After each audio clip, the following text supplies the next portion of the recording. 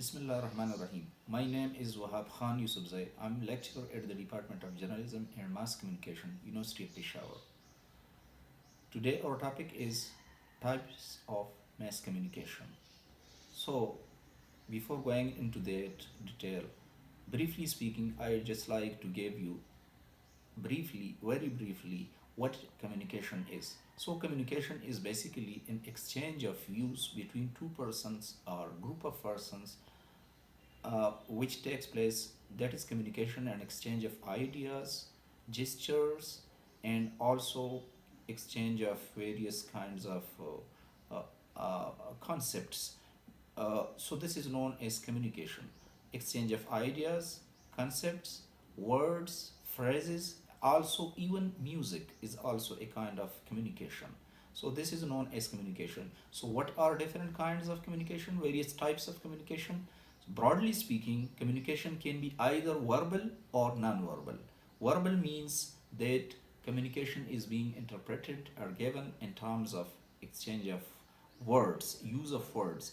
And non-verbal, when there is no use of words, it is either in gestures or in music or in any other form of the existing phenomena. So that's why we can say that in case of verbal communication, either it is spoken or sometimes it is written as well. So in verbal communication, normally the communicator is involved in such a process wherein he explains the things in terms of words. So the selection of words on the part of the communicator, that matters a lot. If the words are being chosen in a very specific manner in accordance with the given situation, so the communication takes place in a very effective manner. So selection of words, that's very important. Secondly, selection of ideas. If idea is the best one and then words are also best, so the communicator succeeds in giving in a very effective message. Now we can say that in case of verbal communication, a good communicator is the one who is going to influence his audience, I mean his destination. If he succeeds in choosing particular words, specific words in accordance with the given situation, then definitely he succeeds in influencing his destination, who is also known as his receiver of the message. So that's why we can say in any kind of situation, if the sender of the message, who is also known as communicator, if the sender of the message who is proficient enough in his area of understanding, in his area of specialization, and secondly he's also having good communication skill, then definitely there is no way that he can't be succeeded in his own message. So that's why for effective communication skills, it is necessary that the communicator must have proficiency over his language, second, proficiency over his content or what is known as subject matter, thirdly, he must have a very command over various kinds of dynamics of the message. So this was a little bit introduction to these points. Now I'm going straightly into the second type of communication, which is known as non-verbal communication, which is also known as a communication which is involved not the use of words but other forms of things. For example, use of gestures, use of various kinds of cues, and even music can also be interpreted as non-verbal communication. Even the sounds of the words and the sound of the ear, which is also a kind of communication. But in case of the in case of the human beings, non-verbal communication can be gestures. For example, this gestures can be used for as a symbol of victory. This can be used as a very good, and go on. Then if I use this symbol, it means that I use some very negative attitude towards my destination, and this would be that I'm going to discourage him from getting my point across. So that's why non-verbal communication, it has a lot of impact upon the audience as well.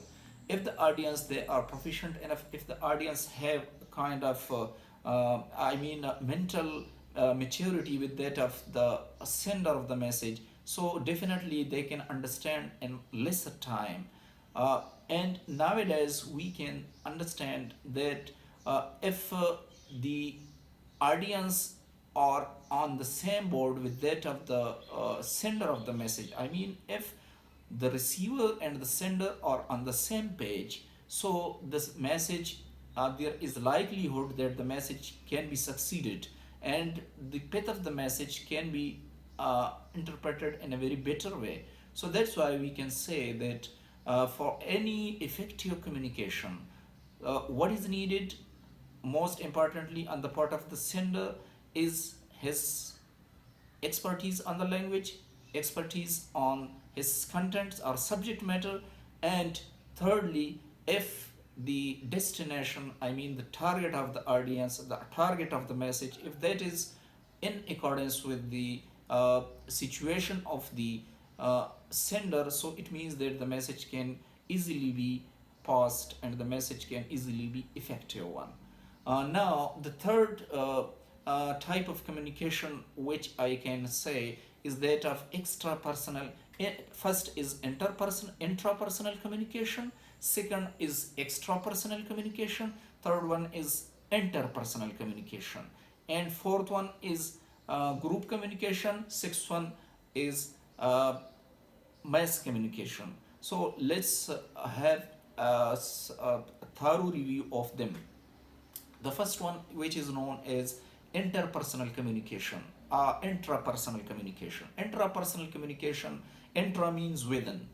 If a communication takes place within the communicator, if a communicator thinks, so this thinking process is known as intrapersonal communication. For example, if I am preparing for any lecture, if I am going to give a lecture to my class, so I think upon various dynamics, various aspects of my lecture, and while thinking upon those various dynamics, I make up mind for my lecture, and this making up of my mind, I rearrange various substance within my mind, and this something take place within my CNS, which is known as central nervous system, which involves my mind, my brain, as well as my spinal cord. The thinking process does take place, and this is very much effective one, very much dynamic one. And this inward process, this is known as intrapersonal communication. Again and again, I organize and deorganize. I also give certain themes within my mind. What would I going to communicate to my audience? What kinds of words I'm going to select? What kind of gestures I'm going to use? And what kind of situation I'm going to compare with my audience? And all these things do takes place before appearing my class. All these things do happen within my thinking process, and this is known as intrapersonal communication. So for intrapersonal communication, for any good group communication or any other communication, first of all, it starts from intrapersonal communication. If I'm a composed person, so my subject matter would also be composed over there before going into my group communication, or before going to take my class, which is a type of group communication. So if I'm composed on intrapersonal level, so naturally on interpersonal level, I would be composed. So that is the second one, is interpersonal communication, which do take place between two individuals, between two friends, even between two accomplices, when they are sitting with each other and discuss any ideas. This is a typical example of interpersonal communication. So an interpersonal communication, a communication that takes place between a communicator or the sender of the message and the receiver of the message, this is called interpersonal communication. And this communication do take place very effectively if both the parties, I mean the sender and the receiver, if they are on the same page, if they do understand the things in the same language, the same culture, and the same situation. So it means the communication do take place very effectively. For example, if I'm a master degree holder, I'm supposed to give a lecture to the master students, so the communication would be successful. If I'm a master degree holder and I'm given the task of giving a lecture to the nursery class, so there would be lots of obstacles in my message. First of all, the selection of words. Secondly, understanding the very psyche of the little children, so that would become a problem for me. And for example, what is the situation which can be rendered a successful communication, effective communication. So for effective communication, it is necessary that the sender of the message and the destination both should be on the same board. If I what I'm teaching to my guys, to my students, if they are in the same culture and I'm in the same culture, so they would really understand the message in better way. If I'm talking them in the same language which are in accordance with their area of understanding, so the lecture would be successful one. If that is not in accordance with that area, the lecture would not be successful one. The third type of communication is known as group communication, which do take place between one person and a group person. For example, a class communication is a typical example of group communication. When a teacher enters a class and he addresses the whole quorum of the class, so that is a typical example of group communication. In group communication, normally the communicator and the group in which various kinds of destination are involved, they try their level best to come in harmony with each other to get the message across. The next type of communication is mass communication. But before mass communication, I'm going to explain another communication which is known as extrapersonal communication. Extrapersonal communication is what?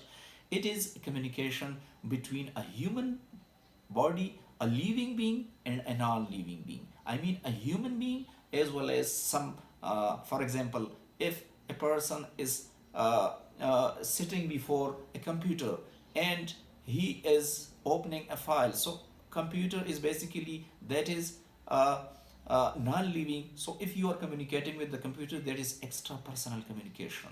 If I am talking with some ties, or if I am talking with some books, or even if I am talking with wall of a room, so it becomes a kind of extrapersonal communication. There are certain persons, certain people who are talking with flowers, even some are talking with plants. That is particularly extrapersonal communication.